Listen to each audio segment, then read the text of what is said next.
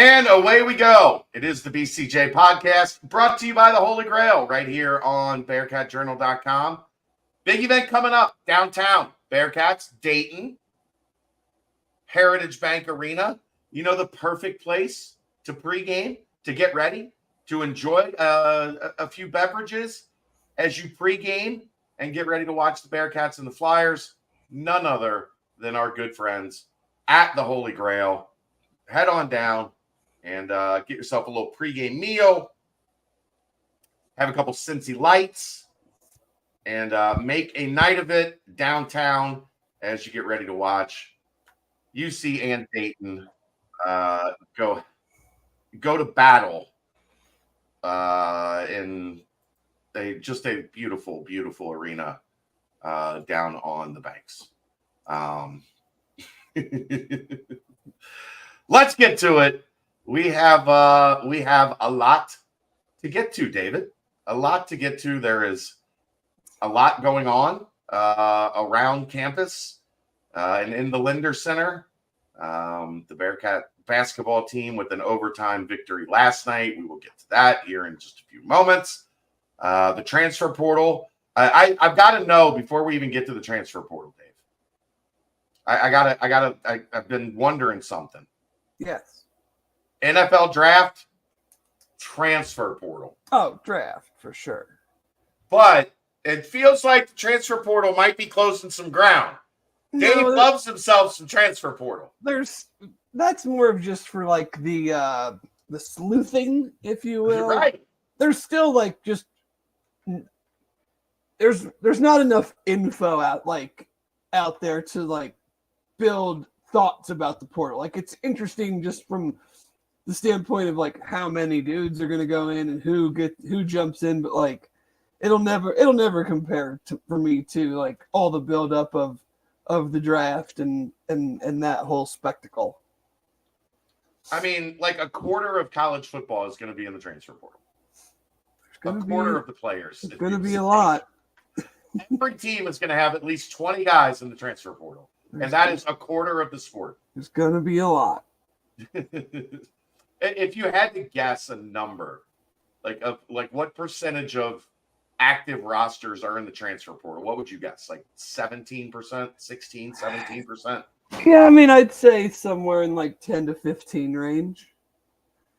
I'd say, because of course you're going to have your outliers, crazy numbers because of coaching changes, but then you'll have like, you'll have some that have less than 10 probably. I mean, but even anymore, like it's hard you can get to 10 real quick, even on a really good team. Like guys just aren't the bottom of your roster leagues aren't playing right.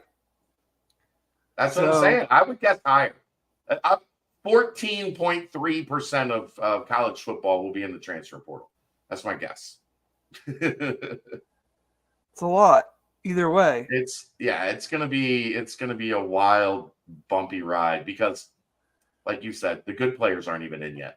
Like the players from the good teams haven't even. No, I put that on the board yesterday. It's like there's probably 24/7 tries to keep up with it as quickly as possible. But I mean, it's not even official.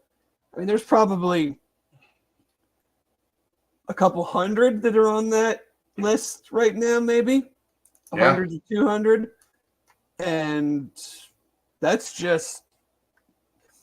lot of grad transfers, and then guys that have already said they're going to, but I mean, there's not been one player. I guess Georgia had one player, but he was suspended earlier in the year. Yeah, so he wasn't really on the team, right? I mean, you have Michigan, Iowa, Michigan, Iowa, Georgia, Alabama, Oklahoma State, Texas, Oregon, Washington, Florida State, Louisville. No one from those teams even yet. Yeah. And then, your Ohio State, some from Notre Dame started trickling in, some from Florida. I saw one from LSU. I mean, there's a lot still to happen. You know what? Let's just peel. We'll do the portal now. Okay, fine. we'll get to bat. Like we did an hour on bat, like an hour and a half on basketball last night with Keegan. There's plenty to talk about, but this is I do have one legitimate question about the game, and then of course I have some thoughts on that Emmy award-winning production that. Yeah, there's going to be plenty of basketball talk, but the portal is hot. Like let's get to it.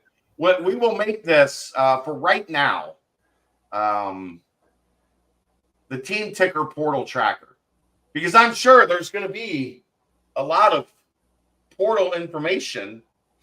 Yeah, like if guys commit, does that come across? Like, I would hope so. I mean, we've had some football commits recently. Did that? I don't know. Did that like? I don't know. Did it say quarterback Zeb Kinley from Toronto, Ohio, commits to Cincinnati? Did you see Eric today? Waddell put up the commitment that he was from Canada. Mm-hmm. Hey, I've lived here my entire life, and I had to look up where Toronto, Ohio was. What's the current promo for TeamTicker? I know it was. I'm getting ready to read it. I'm getting ready to read it right now, Aaron.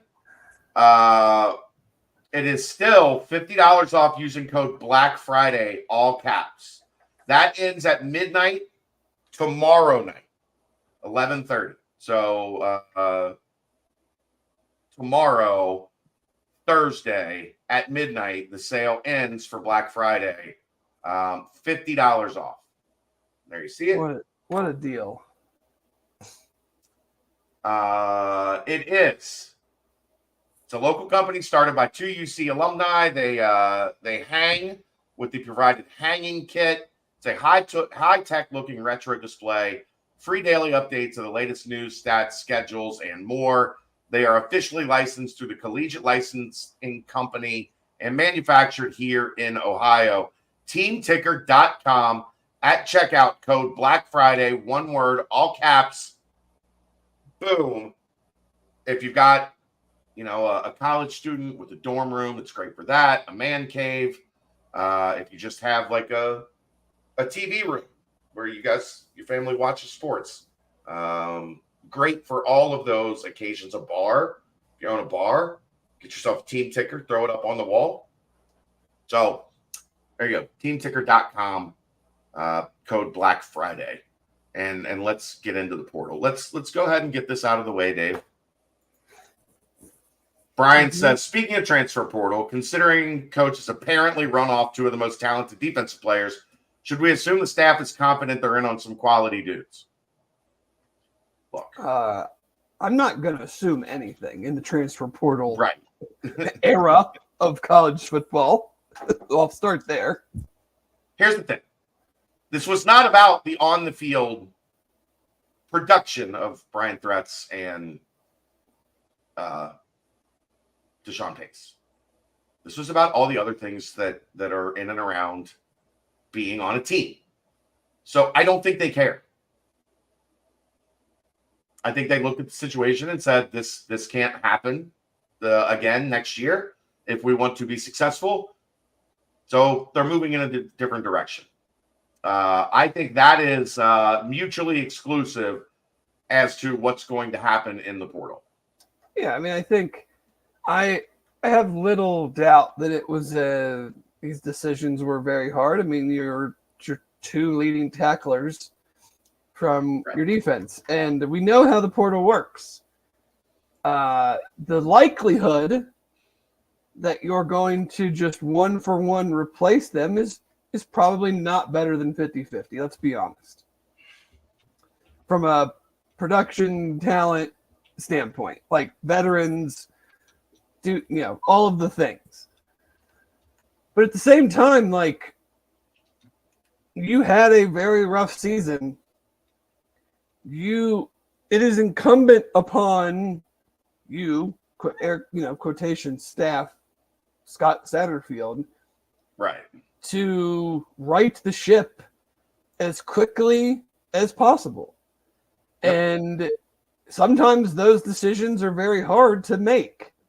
But, you had an instant, I was not at practices. I'm only hearing things second and third hand, but I see games. I see what happens. I see, Brian Threats gets, whether it was the right call or not, he's ejected for bumping an official. Deshaun Pace is suspended for a game. Guys get suspended all the time. I mean, and I think he actually played better football at times after that suspension. I agree. But if you're trying to, I don't want to use the word culture because I hate that so much. It's so cliche. But if you're trying to build a foundation of success and a foundation of improvement, you need every player, whether it's the try-hard, walk-on, or the first-team all-conference guy, pulling in the same direction. And I think it is natural that when a coaching staff changes, and these cases I think are a little bit different also. A lot of people want to compare like Luke Fickell's first year and everybody jumping on board. Well, Luke Fickell took over for a terrible situation. So everybody is much more eager to jump on board of this new energy, right? I mean, I feel like that's a pretty realistic thing to say. Scott Satterfield took over from a very good situation when a coach just left to pursue another opportunity. And I think it's natural that you can have guys that were part of that previous regime who it could be more difficult for them to, go your way. And it also becomes more difficult when things aren't going well. Because doubt creeps into your mind, and these things are all natural. But it is also the coach's responsibility to say, okay, this was a one-year thing. The whole, you were his player, now you're a Bearcat, I'm the Bearcat coach. We're either going this direction, everybody together, or, I got to make some decisions. And even if that means that some of our better players aren't part of it, then some of our better players aren't part of it. Yeah. I mean, guess what? You went 3-9. Your better players weren't good enough either. Right. It's a tough reality to accept. But could you imagine what people would be like if they just ran it back? Everybo's back next year. Well, that's what I said. We're gonna get this right. And I don't love the portal. I mean, I love that players have agency now. They have all. I've never understood it. How, as a regular student, I could transfer to all these different schools, and yes, some of my credits might not transfer over, but I'm not penalized an earning opportunity or whatever. So I am 100% in favor of players having agency.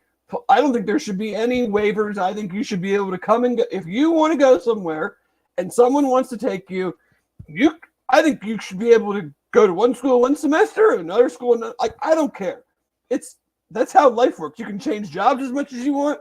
You can change colleges as much as I don't get it. But right, if you're going to be on board with player agency, then you also have to be on board with coaches agency. In that, okay, yeah, you can leave, and I can also, form the roster the way that I deem fit. Tell you to get out, right? For whatever. I'm not going to get caught, trying to constantly keep guys, and then just go, nope, I'm out of here. After I've worked hard to keep them, and then I don't have opportunities to replace them with what I think are equal or better talented players. So for all the guys, I'm cool with guys moving around, do whatever you need to do. But I'm also cool when coaches are like, hey, my job's on the line. I'm the one making all the dollars. If I don't think you're good enough, then I'm sorry. Like that's the way it goes. If you can leave, then I can. If you can leave to protect yourself and do what's best for you, then I can do the same for myself. Exactly. That's business, right? That's what it's become. That's what. That's the you know it's a version of professional sports. It's a different version because there's no unions and all the things that go with being a professional sports league. But almost all of the things that make professional sports apply to college now. So adjust accordingly. Am I? And look, yes, Shaman is a big loss. Yes. Miles Montgomery is a big loss. Yes, losing pace and threats means you have to find guys losing talented players under any circumstance is never a good thing. Like just because we said when they still went 3-9, there still are good players or players that we feel can become even better players within that 3-9. But when you go 3-9, it also amplifies the issues. Like I guarantee there were issues that Luke Fickell was more willing to deal with when you're going 11 because they and 2 were 11 versus issues that Scott Satterfield's willing to deal with now that he's in year 1 going 3-9. And he's like, I've got to get this going. I don't care if this person ran for this many yards or this person caught this many passes. If they are a drag on my team, I can't have them around because it is up to me to turn this to not have a repeat of what we just saw. Right.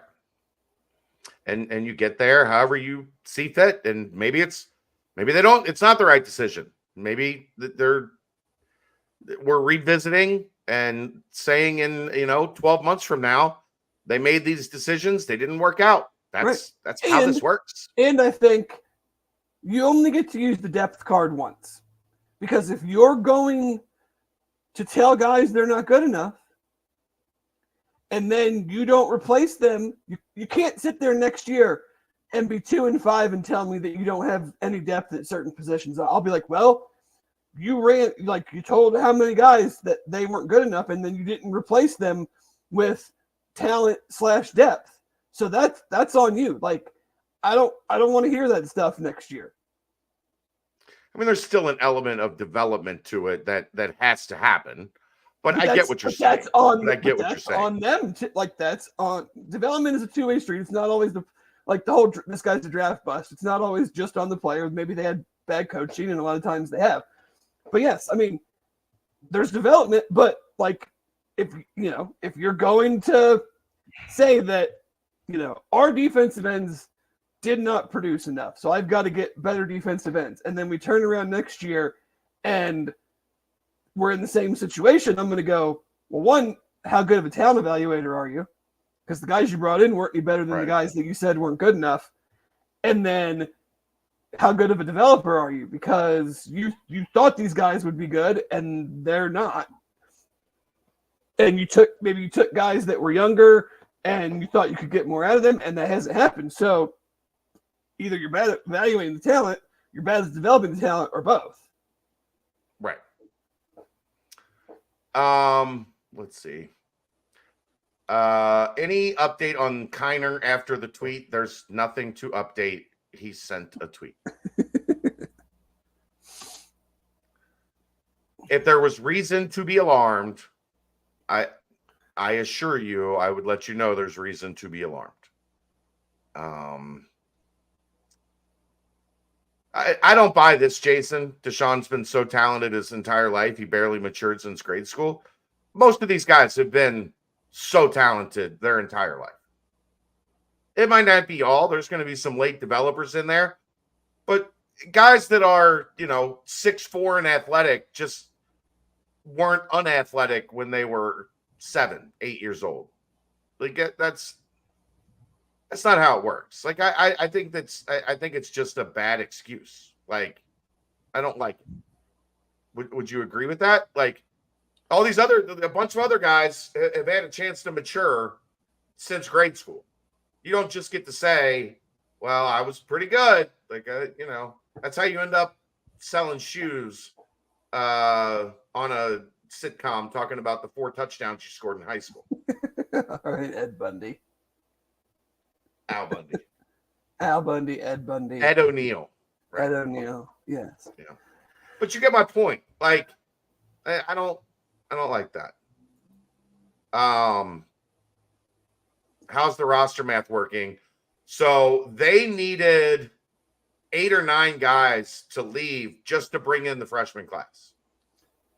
Which I think still is not. I mean, they had 22 commits. I think there will be an effort to add to that. I wouldn't expect a big, some signing. In the next couple of weeks, we see like a bunch of high school visits, and they're looking to add 5 to 10 more high schoolers. Well, they already have 22. Right. So, I mean, I think they'll, maybe a couple more, but. Right. I wouldn't say that I guarantee anything. I would say they'll have their eye on it. Yeah. And if something jumps up, then they might grab that. But yeah, so they're not, the small class from last year doesn't really have any effect on anything. Other than it might have caused them to need to shed even more weight to get to where they are. I think what people forget is that the one thing that Luke Fickell did bring was a massive amount of stability. And guys didn't leave for a long time. Right. So there's still, even with the number that left last year, there's still a large number of, like a concentrated number of dudes that came in under Luke Fickell. Mm-hmm. So yeah. I mean, I think you're looking at, I'm gonna guess when it's all said and done, when you get into the summer, to probably somewhere in like 15 to 20 transfers. I know Scott has thrown this like 12, they insist 12 to 15. Yeah, I just think I keep hearing that number, Dave. Yeah. Well, and it depends on who you get too. Yeah, and also depends on like that's what you're anticipating in terms of what the exits and departures and all that looks like. What if there's 4 guys you didn't expect? Mm-hmm. And now all of a sudden you got 4 extra in your pocket, and what was 13 or 14 ends up 17 or 18. So we talk about this. How many years have we talked about this? Every year that we've done this, it's fluid. It's very fluid. And it's even, I mean, it is a little bit easier now because you can do the 1-for-1. Yeah, there's no 25 or like there's limit no, on what you can bring in. Limit on class sizes anymore. Right. So it makes the counting exercise a little bit easier, but you still, I mean, the principle still applies. Right. I mean, guys can get medically disqualified that you didn't know that was gonna. I mean, so many things that we are not. Who's on scholarship, who's not, who gets added to scholarship that wasn't, that we had no idea about. What happens when you get to the spring and 5 different new guys that you didn't expect don't like their spot and jump in? Now all of a sudden you got 5 more to play with in the spring. So your 14-person transfer portal class in the winter is now 19. Fluid. I mean, the thing is, Dave, without the 25, it's even more fluid. At least with the 25, we knew there's a number. Yeah. And it's not going past that number. Now, as Dion has taught us, it could be 70. Well, I don't think that worked out. And then 30 of them leave after the first year. Yeah, I don't think that worked out as well as he'd hoped. Notice no NFL team does that. They just dump everybody and just go into free agency, and we're going to sign our whole team out of the free agent portal. Mm-hmm. Oh, teams There's a used to. They have, and then they would. It was always the joke that they won.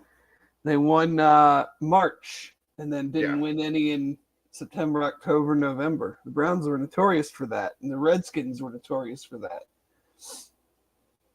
Yeah, but that wasn't redoing whole teams. That was just going out and spending bad money on free agents that other teams, like top of the free agent market. Yeah, you know what I mean? The difference is you got guys under multi-year contracts, so it's not really possible. You could line it up if you were smart enough. It'd be pretty hard. It would, but like because you're drafting players, so there's impossible. Like every year, you're drafting guys. They're never going to line up with. Well, you end up so you end up with like 8 guys on your roster that you didn't line up perfectly. But that's what I'm saying. They don't do that because it's dumb to try to do that. Yeah. And they tried it, and it worked for like a month. Good for them. Yep. So, but no, we there's some early names on the board. The point I was getting to. I don't like losing Case and Pfeiffer, Dave. Oh, no. You know why I like Case and Pfeiffer? Because we never once heard his name in all the years he long snapped. He's a very good long snapper. He looks like a Bond villain, so I always like that.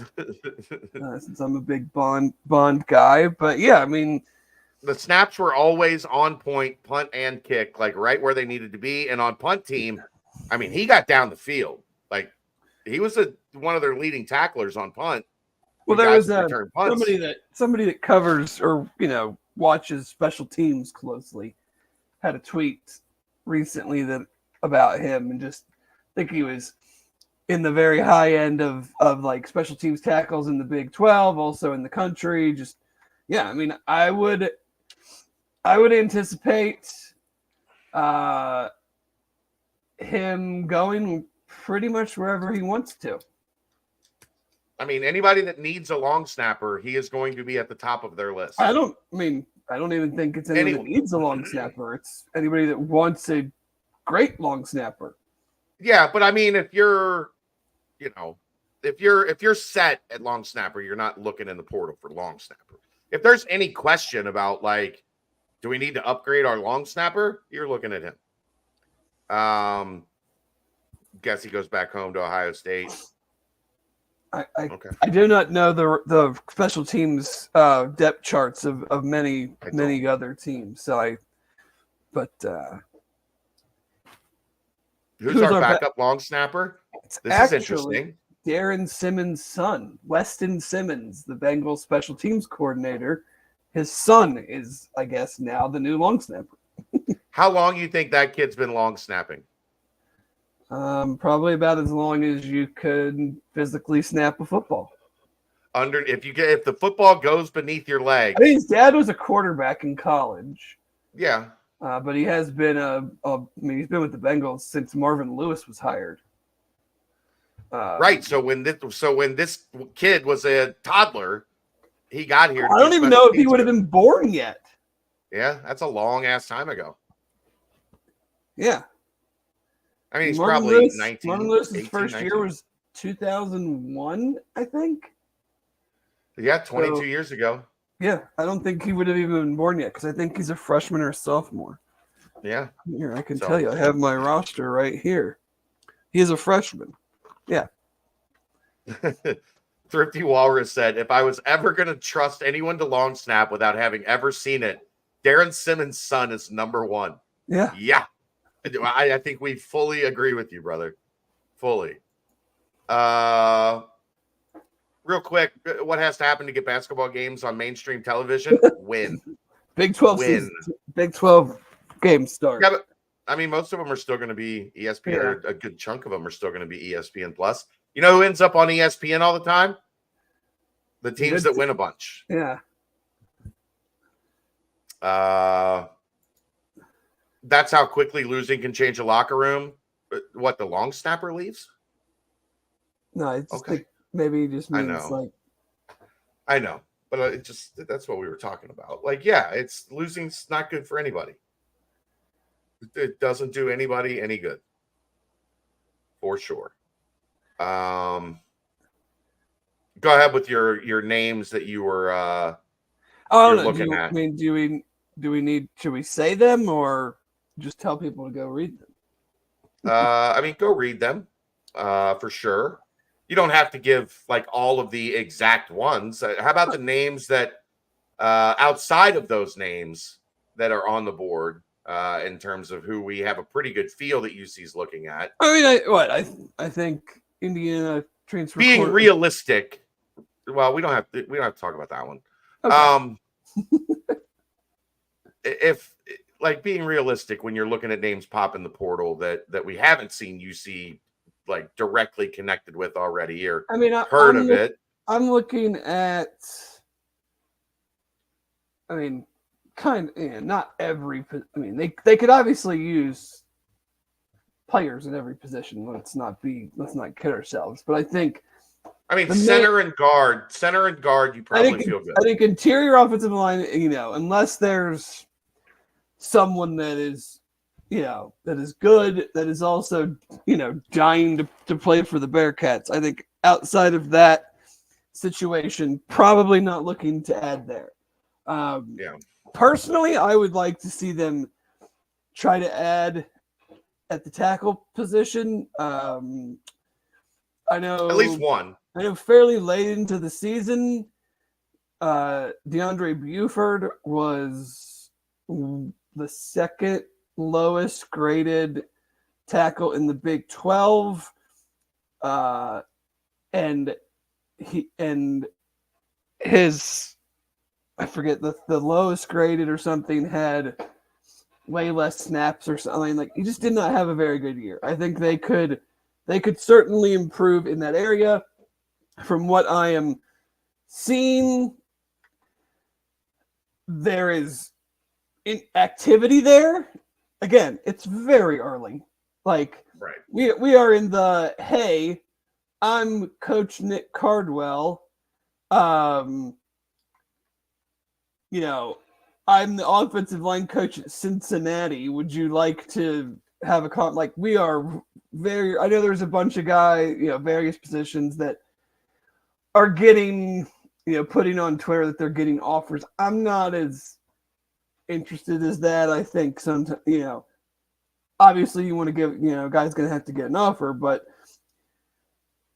I'd rather have the conversation, like a legitimate conversation with them first before I'm just like, hey, I saw you, I watched your tape for 10 minutes and here's an offer. Like, that's, to me, that feels more of like a, hey, we're out here, we're being active thing than I don't take that as making a player any more serious as an option than not seeing it. I don't know if, Philip Wilder appears primed to come back. I know he worked in at both tackle spots at times. I don't know if if it's a better opportunity for him. I don't know if there's an opportunity. John Williams doesn't strike me as a right tackle. I mean, if you wanted to move some guys around, he doesn't strike me as that more like physically mauling right tackle presence. But I mean, in the past game, I actually noticed him in the past game more than I noticed Buford. Maybe Buford was just kind of consistently not very good. And so, Ethan Green, we'll see. It's going to be huge offseason. I'm sure he's going to, if they don't add anybody or if they add one person, depending on that person's skill level and experience, like, yeah, I would think the spring is going to be, hey, Ethan, go, if you want the job, go prove it, go win it. Right. Burrow, Owen would ask Evan T. He's a guard. And they have very, very, very, very high hopes for Evan.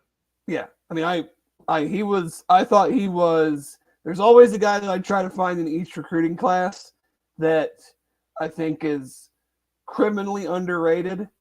And, based on conversations I had with people that coached defensive line against him in high school, that helped base my opinion. Like, I also have been, this, the people that are on our board a lot, like, I have been very high on him. So, we'll see what, he's got some much older veteran guys in front of him, but that doesn't mean that you can't work your way in there and prove that you deserve some reps. So, I mean, offensively, obviously running back, Miles Montgomery's in the portal, Stephen Bird's in the portal, Ryan Montgomery has exhausted his eligibility. Can Ethan Wright play running back? Can Ethan Wright just play football without? His body, I just feel like is at a point where, it's going to be tough for him to be counted on to do much of anything. So certainly running back is something that they're looking at. Wide receiver, tight end. There's a running back from Iowa State that I feel like they are after, that I think would fit into kind of that secondary role. And then wide receiver for sure. One, because several players aren't going to be here anymore, and two, like, outside of Xavier Henderson and Braden Smith, we didn't really get a lot from the wide receivers. So it's not just we have to replace guys because they graduated. It's like, we need to get better, period. Right. So I think there's definitely interest there. And then, like, depending on what's out there, I think tight end too. Peyton Singletary and Joey Belgian. And then I do know they like the two guys they have coming in. I do too. I like them a lot, but what are you really expecting to get out of two true freshmen?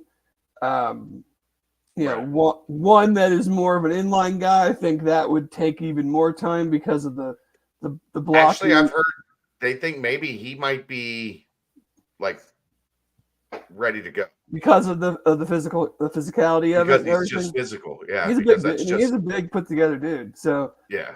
But you can say that right now. It's another sure thing until he gets here.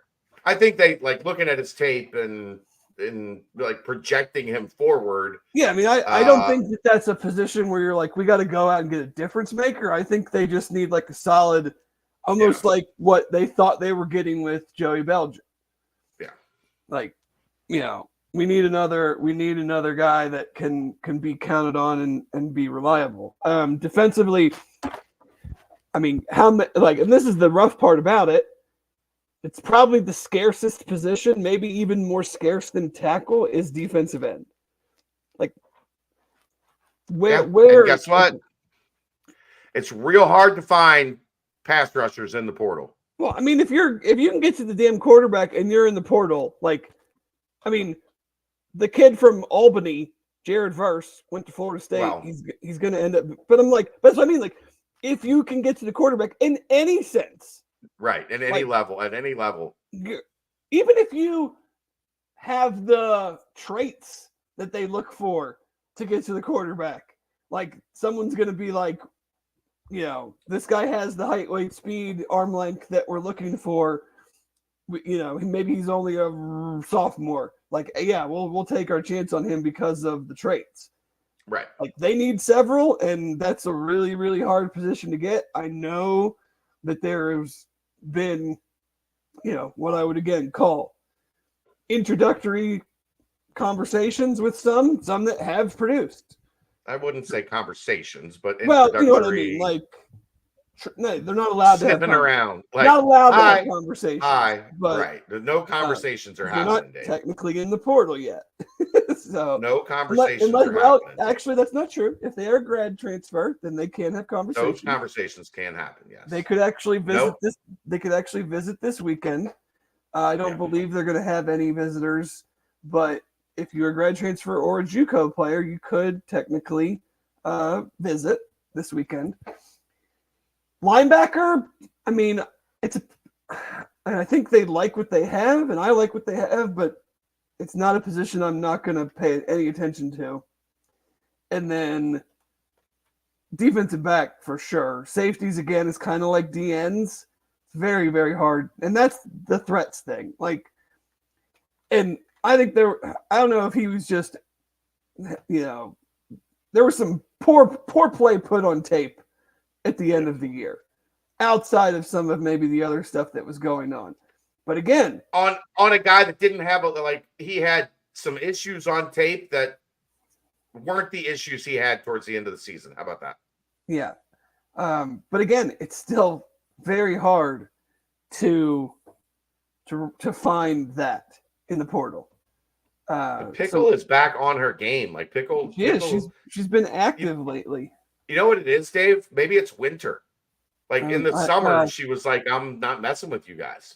And now that the weather has gotten cold again, she's back on the air all the time. But yeah, corners, safeties, find them. Pick 6. Do they have 5, 6? Do they have ball Do they have ball production? Have they put on tape that they can take the ball away? Because here's kind of my thing with college DBs anymore. Unless you're elite of the elite, everybody is going to get beat the way that college offenses are now. But can you take the ball away? Like, I will live with you giving up some plays if you can turn around and get me 3-4 interceptions. Or, more obviously would be better, but let's be real. College corners don't pick off a ton of passes. But if you get 5, you've had a monster. You're in the top 5 of the country. But yeah, yes. Is it great to have a Sauce Gardner? Of course. I would never say I don't want a guy that I don't have to worry about half the field for. Right. But this team, in the Big 12, I will live with you getting beat if you can take the ball away. And this team just did not do that near enough. And so again, no sacks, no turnovers was a theme throughout the entire Big 12 campaign. Yeah. So I'm looking at guys when they go in the portal and I go look at their stats, how many interceptions do they have this year? It doesn't tell me how many touchdowns they gave up. It didn't tell me what the passer rating was when they were targeted. So, I don't know those things, but if you picked off some passes, I'm interested. Then I'm going to watch more and be were you picking off passes because you were catching arm punts? They were arm punts or balls were tipped, or were you actually making plays? There's a kid from Western Kentucky that's a safety that I would assume that Zach Grant has a relationship with, that he showed me that he can go make a play. He can cover some ground, go intercept the ball. So that's what I'm looking for with corners and safeties. How many freshmen will enroll early? Half is kind of the number that's that what we've been heard. kind of told, yeah. 10, 11, 12, something like that. So a pretty good number. How about Dante coming back? Massive. You get Dante back. You get Mason Fletcher back. I think if you get Luke Kandra back and you get Corey Kiner back, I think you look at that as maybe you're the core of things going into this process, right? Mm-hmm. Hypothetically speaking, if those 4 guys all indicate that they're back and ready to go, now you hopefully you have a leadership core that you can build around. You have guys that are, all conference players, all American type players. I think that's a good start if that's how it plays out as we go through this thing. But Dante coming back and explicitly stating, I trust this coaching staff. I think they're going to get it right. We're talking about edge rushers. You at least know, you're not going to be bully a problem up the middle. Yeah. And we can, obviously you need more guys to step up. Dante's not playing 80 snaps, 70 snaps a game. So there's got to be some other guys that work their way in there as well. But we need. I mean, I think we saw for as productive as they've been, and as just good damn Bearcats as they've been. You're not getting it done in the Big 12 with power guys on the edge. It's just not. No. It's not happening. You need speed, without question. So, yeah, it's so it's a different philosophy maybe from and it's a move, it's a different philosophy in recruiting. It's a different philosophy in development. I think this. I think we've mentioned this before. Like this staff and this recruiting department is, I feel like more NFL part, obviously because Jack spent some time with the Jets. Like they're more interested in the measurables, the cutoffs, the thresholds, right, than not. I don't want to call them try hard guys, but like this guy is a 5'11", 210-pound linebacker, but he's all over you just don't see a lot of those in being uber successful at this level. It worked tremendously in the AAC, but week in, week out, I just don't think you're gonna get by with 6'2" ends that are 240 or the opposite, that are bigger and they're more power, like setting the edge against the run. Like you got to be able to get to the quarterback more, and you're not. It's okay to have a mix of those guys, Dave. Yeah, you have a strong side defensive end that plays it up across from the tight end and tackle more. They can't play both. Like it can't be both. It can't be the same type. Yeah. So yeah. Good luck finding them in the portal, brother.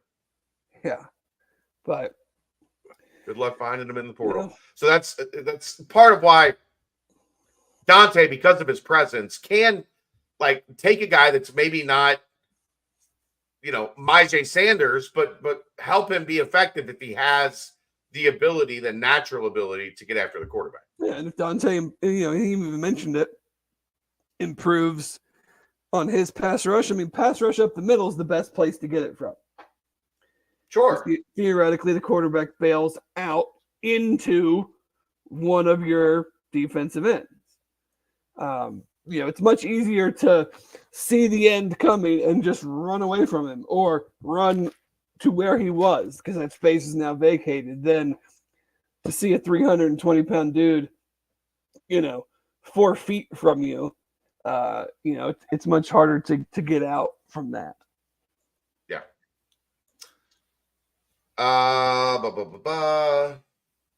Pickle decided not to transfer, and she's back and fully committed to the program. I do like the level of commitment we're getting from Pickle lately.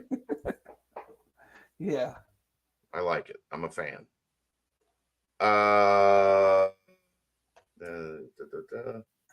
No. You got any portal stuff you want to get to? Anything else? I do have this, and it's just interesting to me because, and I think this is something I want to talk to Zach about whenever he does join us. But just looking at kind of like the calendar from last year and now this year, and how big of a difference I'm hoping that it makes. So if you look back to last year, the final game, Tulane lost, happened Friday, November 27th or 25th. Then Sunday, November 27th, Fickle left, which is in this year would have been 3 days ago. So all the stuff they've been doing this whole season, all their scouting and talking to any sources and things of that nature, that they've all been doing that for the whole year. Then, 8 days later, Monday, December 5th, Coach Satterfield is hired. So in that gap, which is this week right now, when we have a board that's got tons of portal information on it and guys we think they're interested in, possibly going to be interested in, Like none of that was happening last year at that time. So he comes in the same day the portal opens. I believe at that point, Carter Wilson came with him from Louisville, was the only recruiting person that came with him at that time. And so he's kind of doing everything. So then December 21st is early signing day. So 3 weeks, essentially, 2 weeks, a little over 2 weeks, really, of some coaches, you're putting your staff together, and then not really anybody in your recruiting department. No, certainly not a full-fledged group attacking it. The day after early signing day, Zach Grant is brought on. So December 22nd. So we are basically totally past most visits for transfers. And we're done with the last year's class and when he comes on. 6 days later, December 28th, Cass Simmons is brought on, and then Jack comes on January 2nd, basically the time the next semester starts. Yeah. So that is why I'm hopeful in that these guys, this is what they were brought in to do. Zach has a track record at Western Kentucky in, you want to call it flipping the roster, you want to call it whatever, call it whatever you want to call it. They did a major overhaul and became successful quickly while he was there. And so they have had, now they've had the time to do that, and they're not behind the eight ball. They're not, all the coaches are on hand. All the recruiters are on hand. Like, theoretically, that should yield itself to a more streamlined approach, a better understanding of what we need, a better understanding of, like, I think they are in conversations that you, me, Keegan, he's had, I think they are much more cognizant of, and not that they weren't before, it's just a lot harder when you're trying to build a roster that you hope can be competitive, is that now they are more cognizant. They know what they need. Well, and the whole we've heard about, we're not really going to mess with anybody that has a significant injury history. The whole character report. Not that it wasn't important before, but I feel like it's, from what I understand, it's much more important now. Right. There's just more time to find those answers out. And not saying that any of the guys that they brought in from the portal aspect of it didn't meet those same criteria and didn't fulfill things, but you just have a lot more time basically, and you have a plan in place, and you have a much, much different understanding of where your significant holes are, where your holes are, what we could probably get by if we absolutely had to. You have a much bigger freshman class. You have a better idea of if those guys are actually going to, you might not have much of an idea, but you have a little bit of an idea potentially of if any of those guys could help next year type of situation. So, let's see it. I mean, you got the biggest staff salary pool in program history. You brought in guys with significant bona fides. These aren't dudes doing this for the first time, but you still gotta, just like with recruiting, you still gotta, high school recruiting, you still gotta close the deal. So let's see how that goes. But it's just interesting to kind of look back on the calendar and be like, the week right now, all this stuff we just talked about, there was really no one here to do any of the legwork last year. Right. And the guy that was I think Carter does a great job, but he wasn't Zach Grant. He wasn't a GM of football operations. He's an important piece of the machine, but he's not the steering wheel. I guess is a good way to put it. Right. And no one could really be in this day and age, Right. be by themselves and think that they're gonna, do all the things he was being asked to do at that point. Four guys, and I think actually more. I mean, you have a couple ladies that are on the recruiting staff. You have those 4 guys, and then you have, probably 4, 5, 6 other guys they're doing other stuff too. I mean, they have and then an army of interns, legitimate team that right now. Yeah. So let's see how all of that goes, and how having that year to get your vision and your plan and who's going to do what. And, to me, it seems like, and I'm sure they all do a little bit, but like Jack seems to be big in the transfer portal. Cass seems to be big on the high school relationship side of it. And then Zach, I think, oversees all of it. Yes, I think that's fair. And then there are guys independently that work with Cass, with Jack. Like it's a nice pyramid. It's not a scheme, but they've developed a pyramid that is necessary. Like there has to be a split, Dave. I don't think in this day and age you can go through this without a guy that specializes in transfer portal or like has a good feel for transfer portal.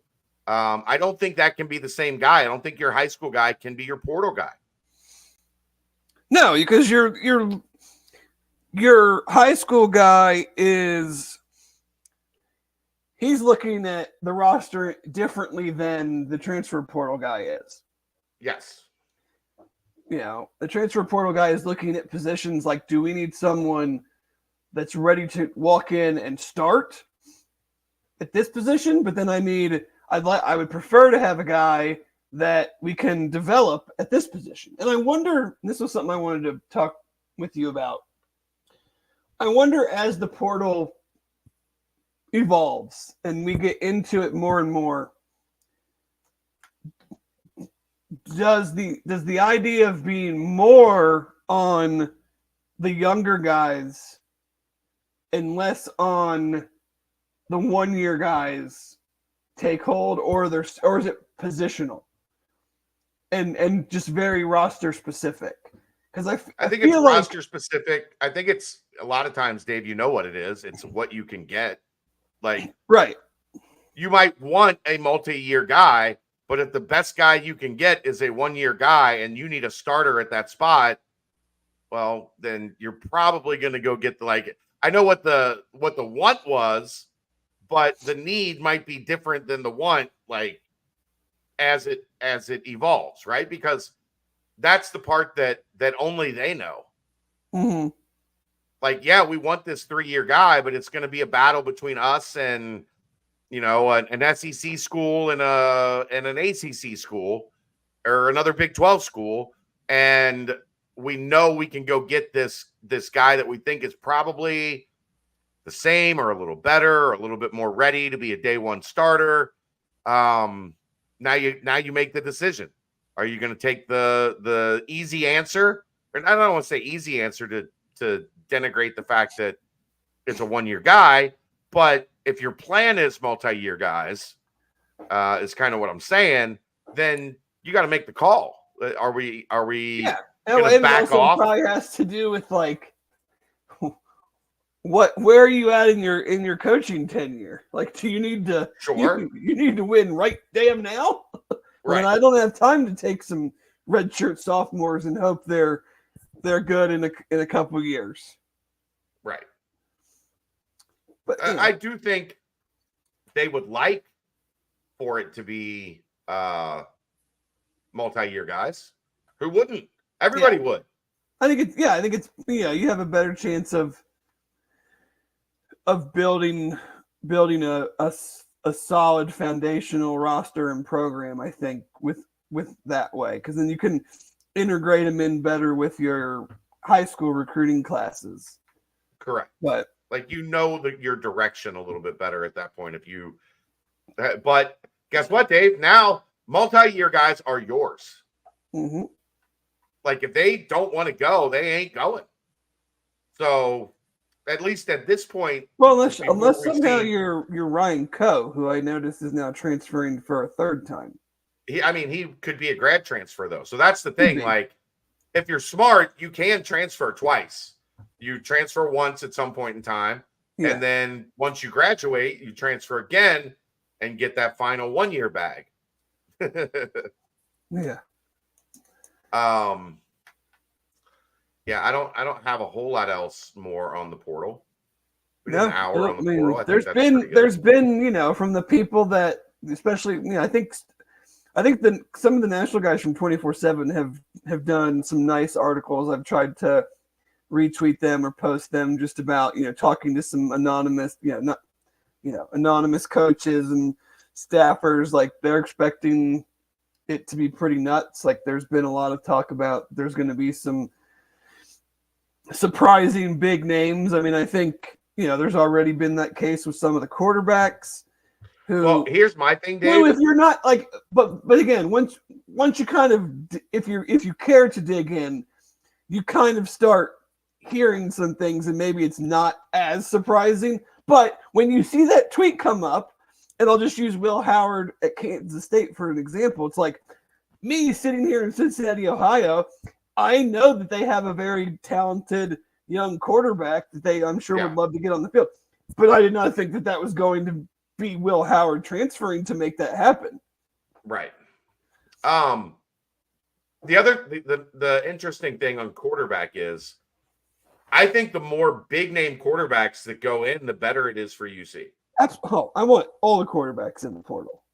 Yeah, all of them. Like, everybody, just put your name everybody out there, in the pool. See who's interested in you. Like, yes, absolutely.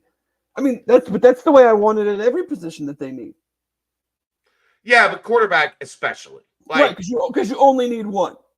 And that's where the most NIL money is.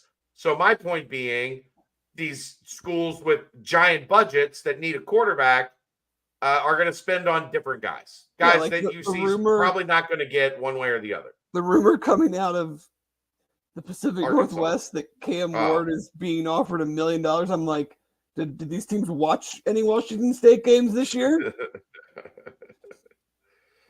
KJ Jefferson's going to make a lot of money in the portal somewhere. Yeah, it's Starkville, Mississippi. Book that one. If he enters the portal. Yeah. And then Riley Leonard from Duke. Apparently they just, that one somehow got very far down the road in like 8 minutes this afternoon. Yeah, so I was on the radio. Do not contact on his portal release, and which always means they already know what they're doing. Yes, like, don't call me, I won't call you. But yeah, with it, like, I was doing radio. During one commercial break, Riley Leonard was going into the portal, and on the next commercial break, when I went back to Twitter, there were crystal balls being put in for Notre Dame. Yeah. That must have been an awesome. I mean, I know Marcus is fantastic and it's great, working the phone. This shit ain't hard. You just have Sam Hartman get a hold of the guy. You run it all through your players. Right. I know. I'm just saying. Like, yeah. Oh, I know. It's just funny. Like, the portal isn't even open yet, but this guy already knows where he's going. Yeah, this guy is going in on the 4th, and everybody already knows. To be fair, he's a very good player, and I'm sure he could just be like looking at places that need a quarterback, and he could just go, "I'm coming there," and they'd be like, "Okay, that sounds good." Yeah. So, there's not a lot of whining and dining in portal season. It's pretty cut and dry. No, it's speed dating with a lot of like, But that again is the benefit, like what I just said with that whole timeline. Like, it's still speed dating, but you at least have the opportunity to know much more about. Like, that's on you. If you make a bad call on the dude at this point, like, that's on you. Like, you should be able to at least have a much, much better understanding of can this guy play, or B, is this the type of guy we want in our program? Right. Like I know, Keegan and I were digging on a name. A couple text messages later, made it pretty clear. Probably not a guy you want in your locker room. I'd still go after him. I know who you're talking about. Of course you would. You don't have to deal with it. It's eHarmony for recruiting. Yeah, kind of. Hi, Adele. Thanks for watching again. We don't know that the portal, the schedule is going to be tougher next year.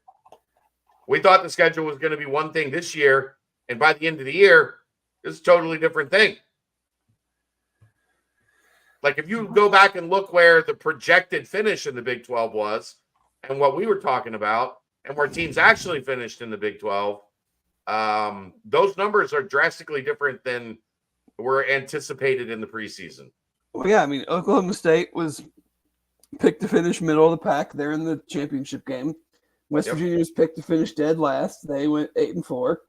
Yep. Iowa State was picked to finish not probably very many spots ahead of UC. They had a strong year. So yeah, Kansas was good. Well, I mean, we figured Kansas would be pretty good. Baylor was worse than I think most people thought. Yeah. Houston, BYU, UCF were kind of exactly, I think, what people thought. People thought. So, but that is the thing, is like two things that we were hopeful for this schedule that we talked probably, a lot about, and really didn't have very many serious injuries. Yeah. And so next year, you are playing one less home game in conference. We won't. It's very hard to say, or pointless really to say about the schedule because of the transfer portal and what the Big 12 shows itself to be year in and year out. But like, you probably aren't going to have the same injury luck. That would be pretty surprising to me if you go 2 years without like really any of your frontline guys outside of Sammy Anderson, like who missed significant time. Yeah, not really anything. So yeah. All right. I think that'll wrap it up for the portal. Ty is watching at 1.5 speed. Probably a good way to watch this podcast. Like the BBP, I imagine would be a little harder in 1.5 speed, right, Dave? Because that show, it's a lot of talking. It goes fast. No, two times speed. Aaron goes 2 times speed. It's 2.5 hours. 2 times speed. This show, I can't do that. Like I can't. You can't do 2 times speed. I can't do any. Like it's just normal. Like I can't listen to podcasts. Like I feel like it bothers me when I'm like, that's not how fast you actually talk. You would have an idiosyncrasy like that. Just like, no, I don't care if it's going to save me half the time. I'm not doing it. Well, I listen to them in my car. Like it doesn't make the car ride go any faster. No, but you get more of the podcast done. Yeah. I just fast forward past the parts I don't care about. Let's timestamp this timestamp brought to you by our very good friends at Turtles Brew. 0 sugar, 0 carbs, gluten-free, 6% ABV. It's bourbon-infused sweet tea. They have cherry lime, raspberry peach, orange vanilla, lemonade tea, strawberry mint. They're up over 100 locations in Ohio. What you need to do is go to turtlesbrew.com. That'll give you all the information you need, and we'll find the location nearest you. A portion of the proceeds go to Save the Sea Turtles, and they're in Toledo and expanding now in Central Ohio. All right, Dave, let's talk a little shooty ball, a little shooty hoops. Cincinnati goes to Howard. As my wife calls the crosstown shootout, the crosstown shooter hoop. Okay. Mm-hmm. You get that on. Should we get that on a T-shirt? I think so. I think we crosstown shooter hoops. It was better than whatever that stupid thing that they named it. The 2 years it was at downtown. The crosstown showdown. Yeah, I mean, You know what you need, Dave, when you get your Turtles brew, by the way? What's that? Did you see this last night? Where would I have seen that? I showed it on the nightcap that I guess you didn't watch. No. So last night I was at the watch party, and somebody from New Riff gave me this Award winning. They make some. I mean, I don't drink the stuff, but I've heard that they make some very high quality bourbons. You want to see the best part? What is the best part? Oh, it has. Is that like etched in? Yeah. Very cool. Right. This is the Final Four bottle. Football, basketball. Next time UC is in the Final Four, we'll open the Bearcat Journal bottle of New Riff Kentucky Straight Malted Rye. I hope you don't leave that to Kelsey in your will. Me too. I hope you get to drink it. Look, it looks. Here's the problem. It looks awesome. I want to drink it tonight. Yeah. I'm not a bourbon collector. Buy another bottle and try the actual in another bottle and leave that bottle unopened. Yeah, but that bottle cost money. This bottle was free. Come on. It tastes way better when it's free. Right? I want to drink it, but I'm not gonna. I'm gonna save it. Terrence said we should take it on the bus to Kansas. Yeah. Yeah. Just met Turtle the other day. Great guy. I love that guy's story. What a great story that was on Turtles Brew. He couldn't drink beer anymore. He had to, like, if he was going to consume alcohol, he had to come up with his own thing that his doctor would approve to be able to drink alcohol. So he came up with the Turtles Brew. Like if my doctor told me, like, David, you can't drink beer and wine anymore, I'd probably just be like, all right, I guess I'm not drinking beer and wine anymore. I don't think I would, like, try to figure out a way to keep drinking. No, Doc. Doc, I got this. I got this. We will get to it. Just give me a second.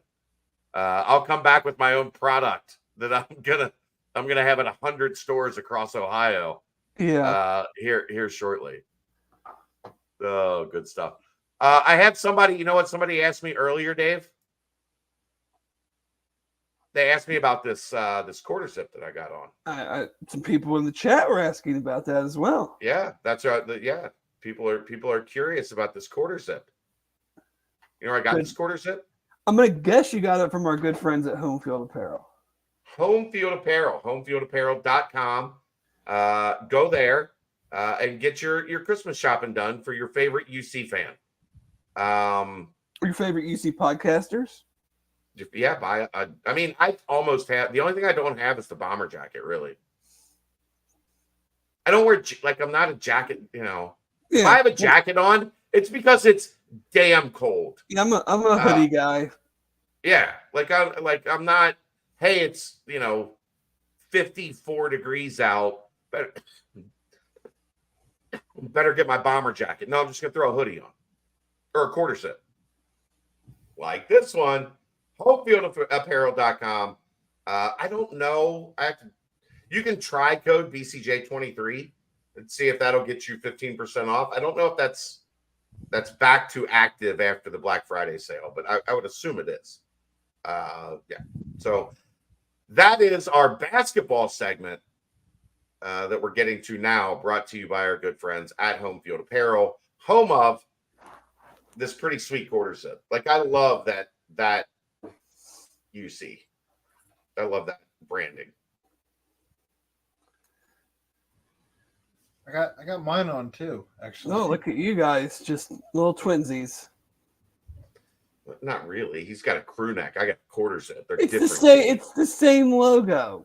It's the same UC, but I do like his better because his has the got the Angry Bearcat. Yeah. Mm-hmm. Angry Bearcat superior when it's over this logo. So yeah, it's the best of both worlds.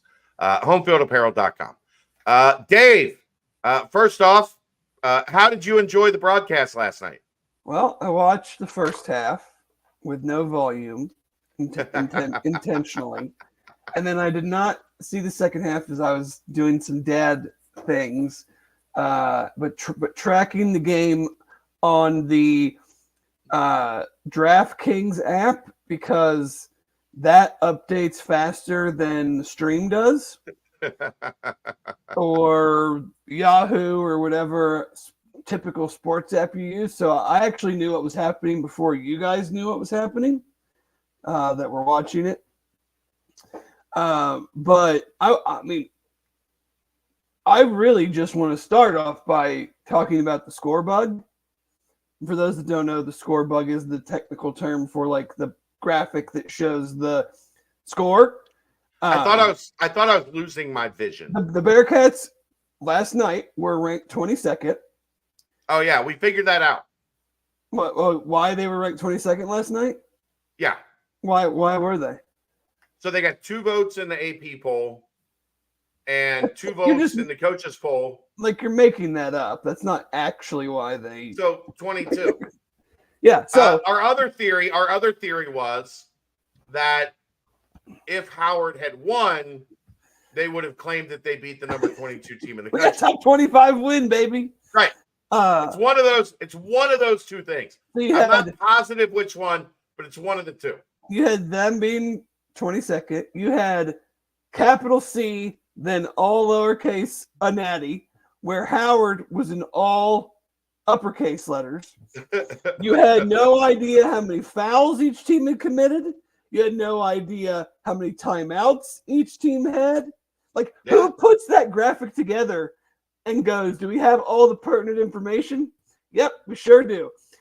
No one says, like, hey guys, you notice that like the fonts aren't the same, or that there's no timeouts, or fouls showing up. Like, there were so many juniors on this team. Victor Lakin Jr. was a junior. Dan Skillings Jr. Of course. Oh, not even to the announcers yet. John Newman Jr. There were so many juniors. The actual production, like, that's an ES. Like, who's producing? No, it's not. So let's hold on. Let's be clear. It's not, because I know it's not, but it was a student production from Howard. It is what they standardly do for Howard home games, which, because they're in a low major conference, are not on TV. Sure. So that, Cincinnati had the game, like worked to get the game put on ESPN Plus, because guess what would have happened if it stayed on Howard TV, Dave? Oh, we would have bombed their connection. Right. So 10,000 UC fans would have tried to watch the game, and you would have crashed Howard TV, and then nobody would have saw it. So they got it on ESPN Plus, but ultimately it was a Howard student TV production. So we can have a lot of fun with it and joke around. And I say it all tongue in cheek. I know they're doing the best. Like, they're doing the best they can with what they have. I wanted more. At their disposal. Obviously some of the camera angles were hilarious. Like, just the quick flip from the midcourt to at the most important times. It'd be such a quick flip, and then you wouldn't be able to. You'd have no idea where the ball was. They'd go to the baseline camera, but you had no clue if the ball was it was. So only watching the first half was probably, not exactly the worst thing that happened. Well, what would have happened, Dave? The game would have got close, and you'd have been frustrated as hell. And they what happened on the 3-pointer to tie, right, in regulation? I mean, I've kind of since seen it. Like, so here's what I like. It working in that business, and at times working with like students that were like helping us with games when we were doing Northern Kentucky high school games and stuff. The kid was watching the game. Oh, yeah.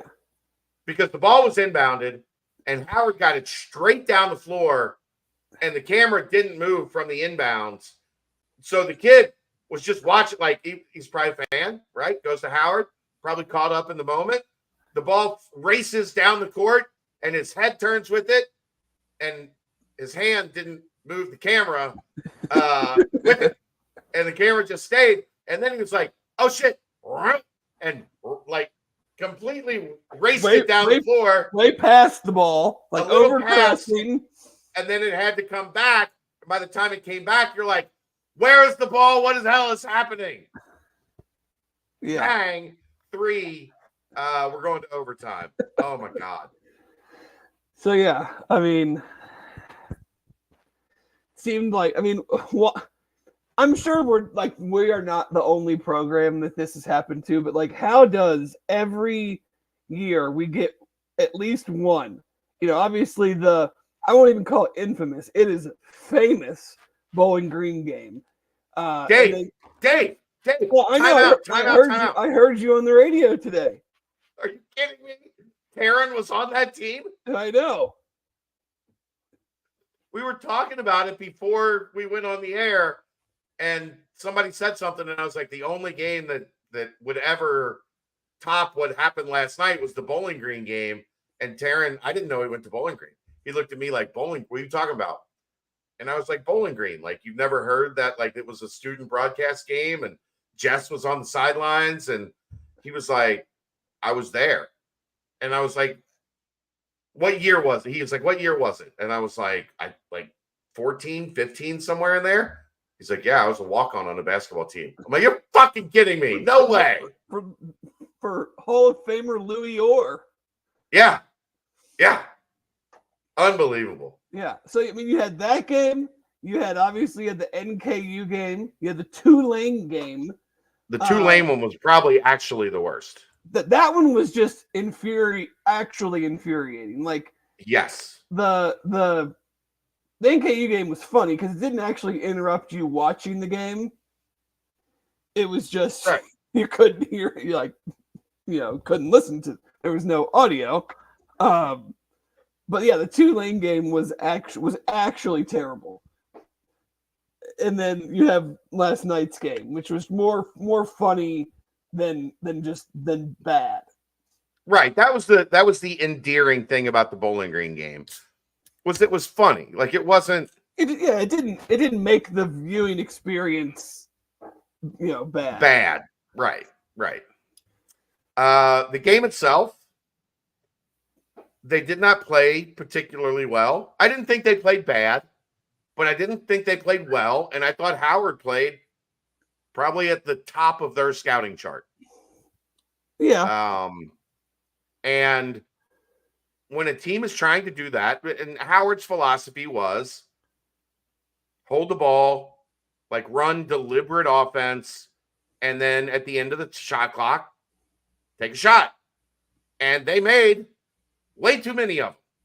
Some of them contested, which you just tip your cap. Some of them not, which you have to figure out defensively what you're doing. But they used 5 guards. They made it hard for UC to play big with what they were doing offensively. I thought they were well coached. I was impressed by Howard. Especially the second half. It's hard to say, we gave up, I think, we got 29 points in the first half, and they had 40 with 8 minutes to go in the second half. And it's hard to say that was all because they made hard shots. No, I'm not saying it's just because they made. I know you're shots. Not. That's what I'm saying. Like, the defense was not nearly good enough. Yes, they made hard shots, and they shot a much higher percentage than really anybody has against UC from 3 this year. But that there were also I did see some bits later on after the fact where it was like that's just too easy. Guys are coming and getting offensive rebounds. Guys are stepping into mid-range jumpers, like stuff like that. Yes, agreed completely. My main thing I wanted to ask you about, and it's about the end of regulation and how they wanted to foul. They wanted. Okay, here's my question, and I've listened to Wes, and I understand Wes because that is usually the answer that 99.5% of coaches say is that I didn't want to call timeout because I did not want to give them the opportunity to set up a play. Yeah. My thinking has always been, you are winning.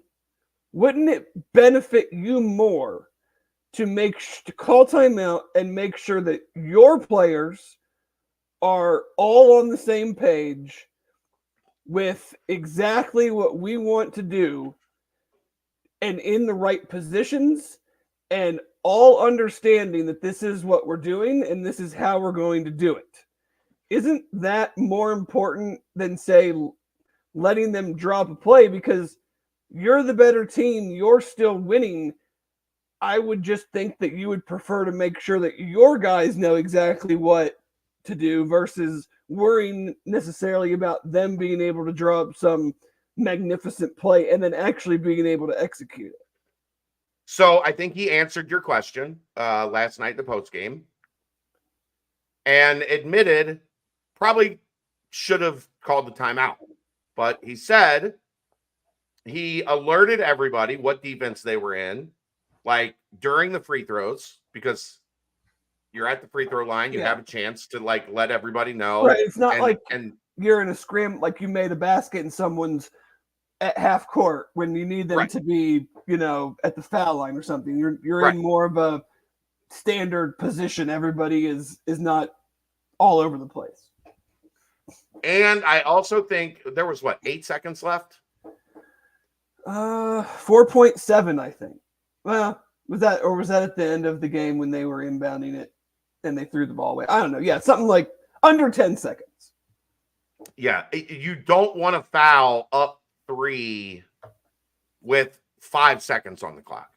So that does create some hesitation that's different in a situation where there's 3 seconds on the clock, and as soon as it's inbounded, like you foul. But Dan was not on Towns like he should have been. And then you get in that doubt situation where they don't want to foul while the guy is shooting the 3, because then you give them 3 free throws to tie it. Like you want to make them take the 24-footer or whatever. So I think it's hard to say definitively. Like, I think it's situation to situation.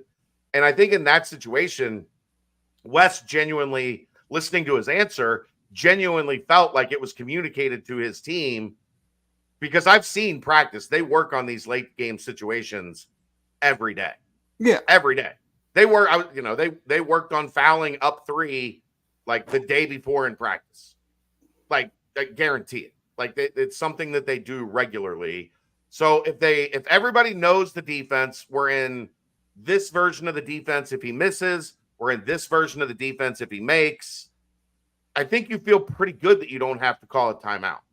In retrospect, even he said you probably should have called the timeout. I mean, and that's, that's typically what coaches say. Like, I didn't want to give them the opportunity. Yes. I've always just been like, I'd rather make sure 100% that my guys know exactly what we're doing and where I need them to be on the floor and all of that. I'd be less worried about the other team and more wanting to make sure my guys are all in line. Sure, but I mean, again, if you're the coach and you feel like, okay, it's communicated, then we're on the same page, then there has to be some level of, I did all I can do. Right? They've got to go out and do it. Like, what I'm saying is, if you're standing there on the sidelines and you're like, do I take this time out or not? It's like, guys, in this particular instance, Dan, who the fuck did you think they were going to get the ball to? Right. So if you're just face guarding him wherever he goes, and then they still try to do it, then he makes the 3, then so be it. But like, right, he had a step in, not very. It wasn't like it was a 35-footer. So no, he had a clean, pretty good look. Clearly, the defense was not given the time and situation. He had a pretty damn good look. Yeah. So like, that a 26-year-old should probably, taking my chances with anybody else shooting the ball at that point in time. So yes, my point is taken, but you're also right in like, hey, I'm pretty sure he told him, like, guess who's going to get the ball, and you still let him get the ball. Well, in situational awareness, you kind of should know the guy with 20 plus points is going to have every opportunity to take the shot. They're probably going to try to get him the last shot. Yeah, like at all costs, they're going to do what they can. You end up getting the win. You a team that has not really been that great at the line made all the free throws they needed to make, and they were all critical. And I think it certainly got a little hairy there when you go up 7 in the second half, and then in what felt like an instant, you give up a 10-0 run. Yeah. And now you're, down 5 at one point even. I think Wes did talk about that too and said maybe they were slowing it down like we talked about. They were running their offense. They were being deliberate. Maybe I did a little too much trying to get my team to pick up the pace. And sometimes that's what happens if it doesn't work. You can give up a 10-0 run real quick if you're trying to force the tempo. If you're not taking what's coming to you and you're trying to make something happen, sometimes it goes really well and you break them and you're up 7 and you start playing fast and now you're up 15 and the game's over. But instead, they're up 7, they went a little too fast, and in a blink, you're down 5. Yeah, I mean, I'm not sure. I think too in this particular case, it probably may hurt them defensively because it kind of just allowed. I feel like it allowed them to kind of stay in that groove. Yeah. Of more of a free flowing thing, whereas if you kind of slowed it down a little bit and really sat down, because they had no answer for UC in the half court when UC got the ball inside or Dan took it on the bounce. So if you just slowed it down a little bit, sat down and locked them up for even 2 or 3 possessions, they weren't. Right, that's what I mean. Because it kind of got into that, even though they wanted, Howard wanted to play slow, they were still able to kind of freely get into their stuff because UC was hell bent on playing fast, and when you play fast like that, it's harder to. I think it's harder mistakes. to really sit down and guard, and because mentally you're like, we need to go score because they're scoring. Right. So I will give them credit. After the 12-0 run, Howard was still very, very efficient and effective on offense. And I thought there was a little stretch there where it was important that Cincinnati traded punches. Yeah. Because that could have been if they don't get 6 points in that stretch and go 6-6, then all of a sudden Howard's up 8-9 with 5 minutes left. And then you're really in trouble. So their ability to trade punches, and then Jizzle had that spurt that Jizzle had in the second half. Damn it. Don't clip that. What? Nothing. Oh. People are going to catch on in a minute what I just said. If you don't trade punches for a few possessions there, then that 12-0 run becomes a 17-0 run. So I did think they settled down and didn't let it get bad. Because, they were down 5, but then almost instantly they tied it back up and then kind of played from at least a little bit in front where they hit 2 free throws. If they miss one of those free throws, that Seth Towns shot is for the win. Mm-hmm. And, so anything else you got? No, I think it's, you always say you can, I just think it's good from they had some pretty, they've been in a pretty good groove recently and had some pretty. Oh, they were killing teams. Pretty easy wins. And I think it's good to kind of, I won't even go. I'm not going to go as far as say a wake up call because it wasn't like they were, breezing by teams not playing well. They were playing well, but it's good to get in games when there's 10 minutes to go and you're down 4. Like you need to see how guys are going to handle those situations. Like I don't think you learn a ton about your team necessarily when you're up 30 with 8 minutes to go in the game, and everybody's thinking about getting their reserves in and where we're going to go after the game. I want to see who steps up, who handles pressure like that. So it was good. Yeah, I mean, kind of here's the other thing that right now at this time of the year, Dave, you're going to get in one of these games. Like if you're scheduling right, you're scheduling a team like Howard that's got good players and is predicted to win their conference and have a very, very good season. And when you get in those games, find a way to win. I mean, they were a tournament team last year and they added Seth Towns. Right. Find a way to win. And they in the past couple years, as we've dealt with all this evolution, shall we say, in the basketball program, that was a game that they would lose. Because I don't think they had last year. They didn't have a roster that could have stemmed, could have, like you said, traded baskets. Yeah, I mean, well, it came down to what? Kept themselves close enough to where, okay, at some point we feel we're just gonna out weather the storm, so to speak. They didn't have that type of a roster last year. It was Dave and Landers, and if they got hot, they could carry you, and if not, you were in big trouble.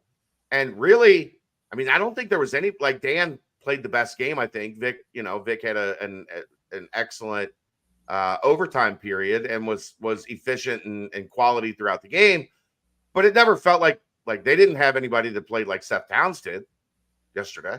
No. But you have 5 guys in double figures. And John Newman made some plays when he had to. Day made plays when he had to. CMOS made a couple, they made 3 threes, but CMOS made 2 of them. Both of them at pretty big points in the game. So yeah, it's having more bullets in the gun. It's a good thing. It's a good thing. The point guards didn't, outside of Jizzle at the end, the point guards didn't play well. I thought Day had, and he probably admit to this, probably his worst game so far. But again, I want to see what everybody else does when they struggle. Yeah, I do too. I want, like I said, it's great that Day has been playing really well because that was a question coming into the season. But I want to see how the team responds when a key guy is not playing well and the other team is playing. It's one thing for Day to not play well when we're beating somebody Eastern Washington by 25. It doesn't register. It doesn't have any effect on the game. I want to see what happens when you shoot 3 for whatever from 3 and your point guard doesn't play well. I want to see how the other guys handle that. And you want to see a game or 2 from now how Day handles it. Right. Does it become a slump or is it a one-time Or is it thing? the catalyst to having a great crosstown shootout that helps lead Cincinnati to a win? I mean, do you think he just had an off game, or were there things in his game that you felt like he was out of character of what we had seen so far? I didn't think he was aggressive. I thought he was dribbling to pass, which isn't really his that's, yes, he can pass on the move, but he was dribbling waiting for guys to get open instead of causing the defense to react to his dribbling. Right. The reason he's been so effective is he can get to the rim, he can stop and pull up, he can hit a cutter across the baseline, if Dan's making a baseline cut, but he was just kind of There. like dribbling, like not necessarily there. Like I think he was trying to do the right thing. You know what I mean? But that's not what makes him effective. Dribbling just to dribble is not like what have we talked about this offense. It's going to be effective the more the ball moves via the pass. Yeah. And if one guy is dribbling it, the defense doesn't have to move a whole lot in reaction. Yeah, or if you're going to do that, be assertive and take it all the way to the rim. Or pull up and hit your little deal pull with up or whatever. Just deal with, you get fouled, you miss, you make whatever, but don't just don't be, in between where you're really not accomplishing, you're not making the defense really do anything. Right. You're dribbling through defenders like they were cones. Yeah. You don't want to do that. That's not the way to get things done. So yeah, I mean, other than that, hey, they are one of 22 remaining undefeated teams in Division I basketball. 6 of them in the Big 12. So ridiculous. I don't know. I still don't think and one we're of ready. those 6 is not Kansas. Right. Right. I don't know that we're ready for what's about to happen starting in January. Hold on to your butts. It takes me back to it's going to be a lot of people buying Turtles Brew, and you're gonna need one. Cincy Light, one of these. It takes me back to UC had just played Miami at Millett Hall, and Charlie Coles. It was one of the last. It might have been the last game against UC that Charlie Coles coached. Just like if you could pay, they should have sold tickets. Forget selling tickets to the game. They should have sold tickets to Charlie Cole's press conference. Oh yeah, and I think that was like 2012, like Big East, 2011, 2012 Big East. And somebody asked him, like, you played UC and Xavier, like, who's better? And he was like, I don't, like, in the Big East, it's just everybody standing in the street with guns and they're just shooting at each other.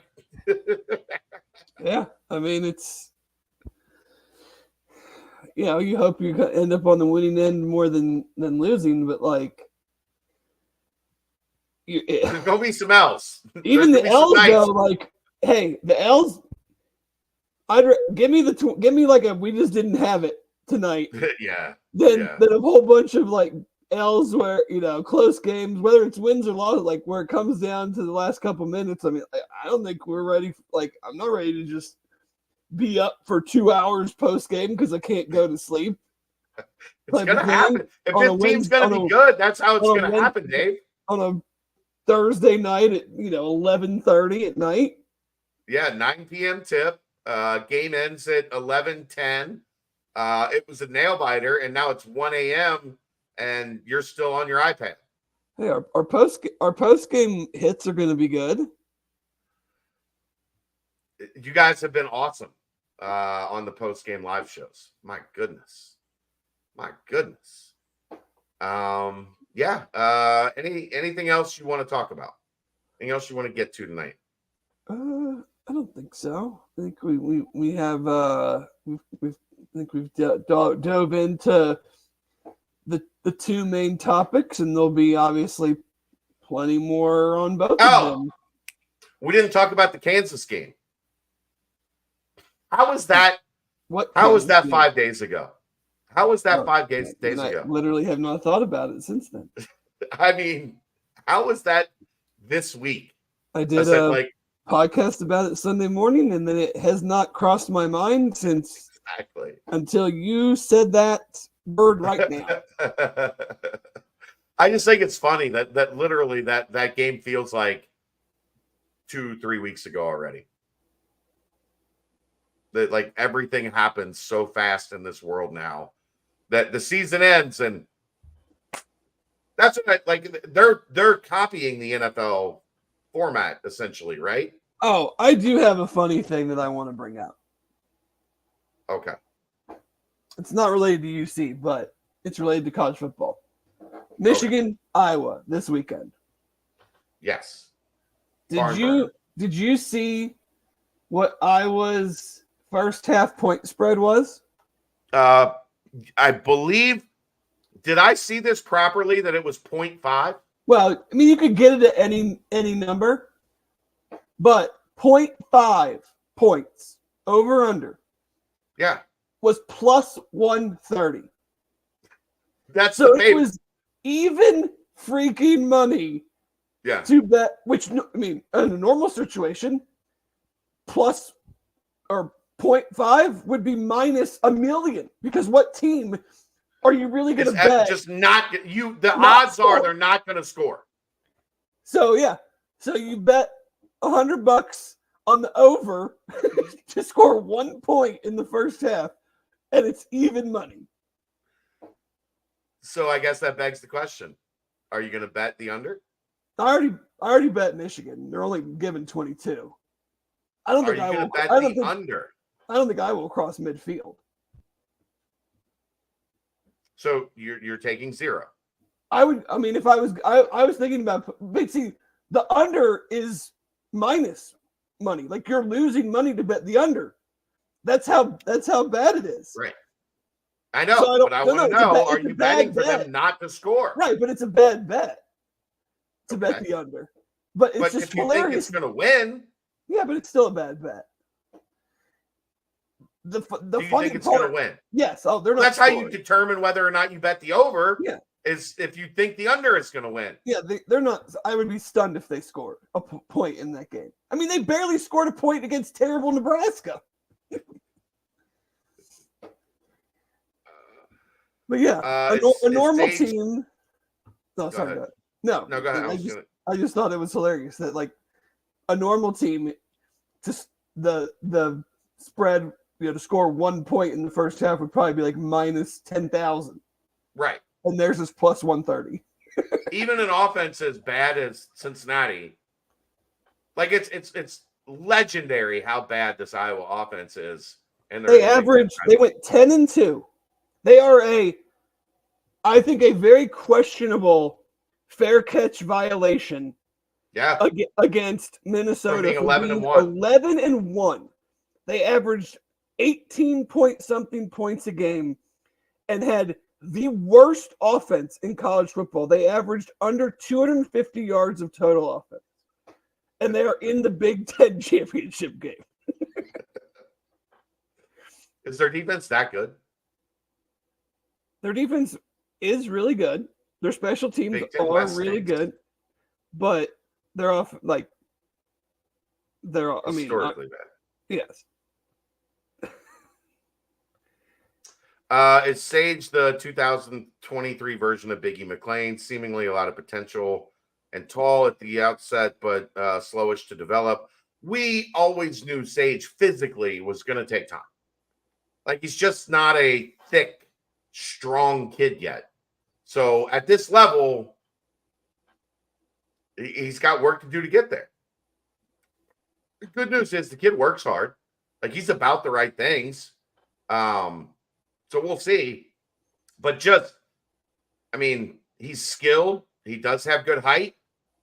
But it's hard when, somebody tries to root you out on a rebound or you're trying to hold position guarding somebody in the post and you can't physically hold your own. It's difficult. I like, long-term potential. And the good news is though, Dave, as long as Sage is patient, he's now going to get time to develop. Yeah. Because you got a couple big guys ahead of you that are pretty good. And you're going to get to learn from them and work with them every day. So hopefully it's a case of yes, he needed some time, but by year 3 or year 4, we're like, damn, I'm glad they were patient with that one because it's paying off. Well, and I mean, you're going to be more patient with a guy his size, especially going into the Big 12. I mean, we've watched, I'm sure you've watched a lot. I've watched more than I have in previous years of this time of year basketball. You're going to need guys like that moving forward. It's you know, there's some dudes on these rosters that you're not just going to get away with one or two guys like that. You're going to need, you know, Houston's going to have them. Or Baylor's certainly going to have them. You know, Kansas has their. You know, everybody does really. Yeah, it's going to be very interesting January, February, and March. I'll tell you that.